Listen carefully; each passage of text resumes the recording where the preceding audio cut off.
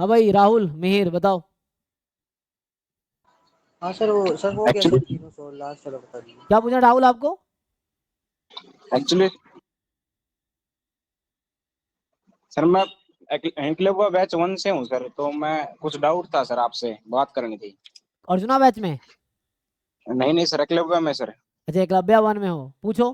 Sir actually sir classes वगैरह मैं ज्यादा ले रहा हूँ, तो सर प्रैक्टिस अच्छा नहीं कर पा रहे हैं। तो आप। हाँ जी हाँ जी, तो आपके साथ साथ तो चल रहा हूँ सर क्लासेस में। फिर जैसे मैं स्टैट्स बैकग्राउंड से नहीं हूँ सर, तो मतलब ज्यादा एफर्ट लगाने पड़ रहे हैं। तो हम्म। प्रैक्टिस बहुत कम हो रही है सर, और आप बार बार ऐसे कहते हो कि ज्यादा ज्यादा क्वेश्चन सॉल्व करो, है ना?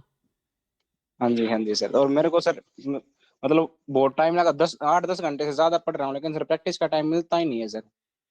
नहीं नहीं, तो क्वेश्चन अभी तुम जितना कर रहे हो इनफ है ना, क्योंकि वही है जो पहले से जानता है वो आगे बढ़ेगा जब जहाँ पे हो उसको। तो जो कर रहे हो आप उसी को कंटिन्यू रखो, इनफ है वो। जो आप जैसे आप अगर 7-8 घंटे भी डेली दे रहे हो बहुत है, उसी को आप कंटिन्यू रखो। तो उसमें क्या करना है आप, जैसे पहली चीज़ तो बेसिक जो क्लास में डेफिनेशन थ्योरम कर रहे हो वो समझ आना चाहिए, ठीक। उसके बेस पे जी आप सर। अगर वो समझ आ गए, जो मैंने क्लास में क्वेश्चन करा दिए, तो वही क्वेश्चन आप खुद से घर पे पहले एक बार सॉल्व करो, जो मैंने क्लास में कराता हूँ ना। तो या तो आप क्लास में भी करते होंगे, और वही चीज क्लास के हाँ बाद जी एक बार सर। वही क्वेश्चन फिर से सॉल्व करो जो मैंने क्लास में कराए हैं। तो उससे उस चीजों को लेकर क्लैरिटी बढ़ जाएगी आपका, अच्छा ऐसा हो रहा है। फिर आप क्या कर रहे हो उसके बाद क्वेश्चंस क्या प्रैक्टिस करो, कोई आसान सा बुक लेके अगर आपको जरूरत पड़ रही है, तो आप जैसे प्रसन्ना साहू वाली बुक आसान सी है, उसके कुछ एग्जाम्पल्स आप देख सकते हो कि एग्जाम्पल कैसे किया जो टॉपिक मैंने पढ़ाए है। उसके एक्सरसाइज भी कर सकते हो, एक चैप्टर के एक्सरसाइज में 10-20 क्वेश्चन ही है मैक्सिमम, वो भी कर सकते हो। अगर वो सब हो जा रहे हैं तो ठीक है, समझ आ गया। उसके बाद पीवाईक्यू करो। तो दिक्कत कहाँ आ रही है आपको, डी, प्रैक्टिस क्यों नहीं कर पा रहे, डी, कौन हम्म। डीपीपी वगैरह तो सर शुरू नहीं कर पा रहा, मतलब टाइम ही नहीं मिल पा रहा मत इतना करो ना सर। डीपीपी, मत करो, कोई जरूरत थोड़ी है। मेनली है सिलेबस, पीवाईक्यू, मॉक टेस्ट, ठीक है। डीपीपी अगर टाइम है तो करो, नहीं है तो कोई दिक्कत। ये जरूरी थोड़ी सारे क्वेश्चन करेंगे तभी एग्जाम निकलेगा, नहीं। हमें जितना ज्यादा समझ आएगा उतना एग्जाम, ज्यादा समझ के लिए ज्यादा क्वेश्चन करने को बोलता हूँ ना। तो आप अगर जो कर रहे हैं उसी को ठीक से कर रहे हैं ना, वो नेफ है। आप 100 क्वेश्चन ही कर रहे हैं लेकिन बहुत अच्छे से समझ के कर रहे हैं, दैट इज ओके। ये नहीं कि 1000 क्वेश्चन हम आसान आसान यहाँ तहाँ से कर ले रहे हैं, समझ भी नहीं आ रहा, मतलब ऐसे सॉल्यूशन देख के। मतलब जैसे आप जो कर रहे हैं उसी को कंटिन्यू रखो। बेसिक है जो मैं पढ़ा रहा हूँ आपको वो समझ आना चाहिए, डेफिनेशन थ्योरी थ्योरम समझ आने चाहिए, उसको यूज करना आना चाहिए। तो यूज के लिए आप बेसिक पीवाईक्यू सॉल्व करो, अगर कर पा रहे हो दैट्स गुड। आप डाउट डिस्कस करो क्लास में कि ये है, और जो भी डाउट आ रहा है आप उसको डिस्कस करो, जैसे अभी या मेन क्लास में डिस्कस करो, डाउट फैकल्टी के साथ डिस्कस करो। और डीपीपी नहीं कर पा रहे कोई दिक्कत, आप अकेले नहीं हो, बहुत सारे बच्चे, क्योंकि इतने डीपीपी कोई कर भी नहीं सकता इतने कम टाइम में।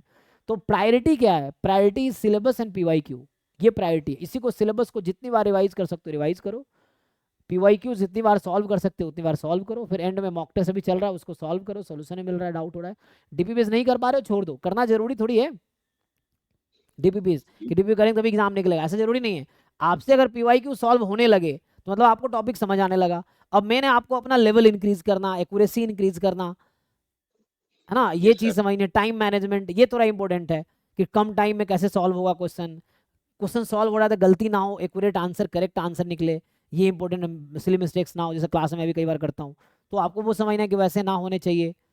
और फिर ढंग से सिलेबस को रिवाइज करो ताकि डीप अंडरस्टैंडिंग हो, जितनी ज़्यादा रिवाइज करोगे उतना क्लैरिटी बढ़ेगी टॉपिक को लेके। तो वही आप सिलेबस ढंग से करो, पीवाईक्यू ढंग से करो, और मॉक टेस्ट करते जाओ। असाइनमेंट जो टेस्ट में क्वेश्चन है वो भी कहीं ना कहीं असाइनमेंट का ही तो है, मतलब नॉट सेम क्वेश्चन होगा बट वहां भी तो क्वेश्चन प्रैक्टिस का ही मिल रहा है ना। तो आप डीपीपी नहीं कर पा रहे, अगर आप मॉक टेस्ट कर रहे हो तो मॉक टेस्ट के थ्रू क्वेश्चन ही तो प्रैक्टिस हो रहा है, डीपीपी के थ्रू क्वेश्चन ही प्रैक्टिस होता। तो चाहे यहाँ से प्रैक्टिस करो, और टाइम लिमिटेड है, 24 घंटे ही है, तो आप उसको मल्टीप्लाई नहीं कर सकते। तो एक टाइम बाउंड है, तो आप जितना कर सकते हो उतना ही करना है, और इतना एनफ एग्जाम निकालने के लिए। आपको ये नहीं देखना दुनिया क्या कर रही है, आपको ये देखना आप क्या कर सकते हो, और उतना ही करो, उतने में एग्जाम निकल जाएगा। अच्छा अच्छा सर। जैसे हाँ। नहीं और बच्चे कर पाते हैं, तो सर कहीं ना कहीं ऐसा लगता है कहीं हम ही पीछे चल रहे हो। नहीं नहीं वैसा नहीं है, सबका वैसे हाल। अभी तो मैं अभी है आपके पास 4-5 महीने एग्जाम में है कम से कम ना, अभी सितंबर अक्टूबर नवंबर जनवरी 5 महीने पूरे हैं अभी। तो 5 महीने हैं मतलब 150 डेज हैं। तो आप उसके हिसाब से स्ट्रैटेजी बनाओ क्या करोगे। प्राइमरी फोकस है सिलेबस ढंग से हो पूरा, और पीवाईक्यूज ढंग से सॉल्व हो आपसे, उसको ढंग से रिवाइज करो। और पीवाईक्यू समझ आ गया, सारा सिलेबस समझ आ गया, तो डीपीपी नहीं भी करो, सारे मॉक टेस्ट जितने हम अपलोड कर रहे हैं अभी, जैसे मान लो यूनिट वाइज में शायद 25-30 हो गया है, और उसमें भी कुछ पीवाईक्यूज ही हम लोग अपलोड कर रहे हैं उस पे पोर्टल पे, सो दैट आपका वहां भी पीवाई के थ्रू डिवीजन हो जाए, मतलब आपको असलियत समझ आ जाए कि जो घर पे आपने पीवाईक्यू किए हैं क्या टेस्ट में कम टाइम में उस टाइम में कर पा रहे हो, क्या फुल मार्क्स आ रहा है, अगर नहीं आ रहा तो देखो क्यों नहीं आ रहा है। अगर आपने 1-2 बार कर रखा है घर पे 4 बार लगे फिर भी टेस्ट में पीवाईक्यू पूछे जा रहे हैं, कुछ टेस्ट में, तो वो नहीं आ रहा था, उसका मतलब उसको ठीक करना है। तो आप डीपीपी पे छोड़ दो टेंशन, आप सिलेबस, पीवाईक्यू, मॉक टेस्ट, इतने तीनों करो, डीपीपी छोड़ दो, ठीक है। जो हमारा ठीक है सर। डीपीपी, पीवाईक्यू, डीपीपी वो कर लो, यूनिट वाइज है, बाद में ईयर वाइज कर लेना पेपर, वो मॉक टेस्ट पे अपलोड होगा पोर्टल पे, इतना ही काफी है। टेंशन असाइनमेंट का टेंशन नहीं लेना है, ठीक है। ठीक है तो उसको थैंक छोड़ यू दो, सर। बस सिलेबस, पीवाईक्यू, मॉक टेस्ट, इस पे फोकस करो, इसको ढंग से रिवाइज करो, ठीक है। Thank you sir. हाँ, थैंक यू।